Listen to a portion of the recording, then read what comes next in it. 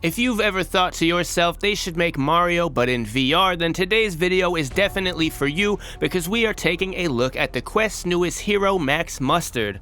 Please headbutt that like button and consider subscribing to the channel if you like this video. Okay, firstly, I can't really tell you how long I played this. Based on the footage I captured, it's probably around 4 or 5 hours. I really wish they would add an hour tracker to the Quest, but anyways, Max Mustard does have a story of sorts. It's not like there are big cutscenes or anything like that to follow, but you get some letters as you go along from some characters, but it's not very deep. Essentially, all of the mud pups got kidnapped and someone's dad is also being held captive and you're out to rescue everybody. Pretty simple, not too intriguing. However, the gameplay, ooh-wee.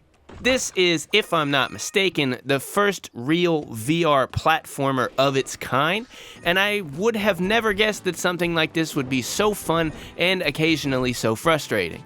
Now, I know I made the Mario comparison earlier, but I personally would compare this more to Crash Bandicoot. You're breaking boxes, you have a spin kick, every boss fight is based on 3 phases where you dance around and avoid damage and then you can attack, and it even has this river level which is a lot like this Crash level, but even though it draws from the platformers of yesteryear, it has its own identity, and being in VR, it has a whole new, different dimension to it. So, you move with the left-hand thumbstick, you jump and kick with the right controller buttons, and sometimes you get a plunger gun. So mind you, this is a 3D space where you can move on the X, Y, and Z axes, and sometimes you're using your hand to shoot at stuff with the plunger gun, all while moving and jumping. There are a couple of levels that really push that mechanic, and I have found myself having to really concentrate to make the inputs.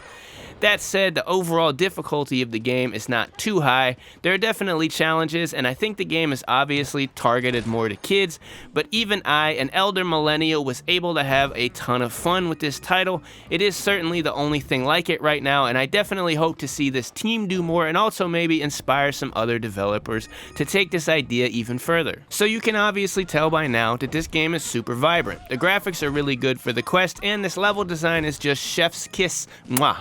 Not to beat this point to death here, but generally when there's something new like this, it's not totally refined, and they really nailed this thing.